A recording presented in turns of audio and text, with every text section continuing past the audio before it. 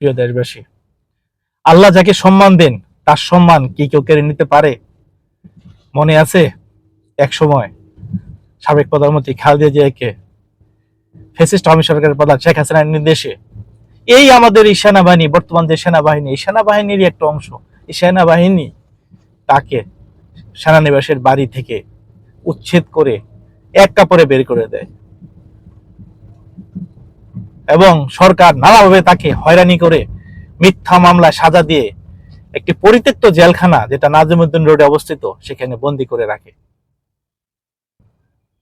আল্লাহর কি বিচার!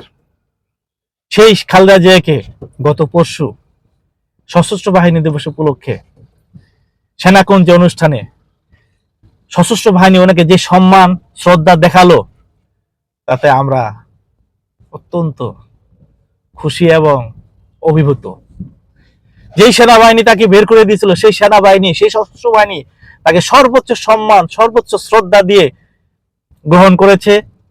সেনাকুঞ্জে উপস্থিত হলে গাড়ি থেকে নামা থেকে শুরু করে তাকে পৌঁছানো পর্যন্ত সর্বোচ্চ শ্রদ্ধা দেখিয়েছেন বর্তমান সেনাপ্রধান ওয়াকারুজ্জামান, বিমান বাহিনীর প্রধান এবং নৌবাহিনীর প্রধান।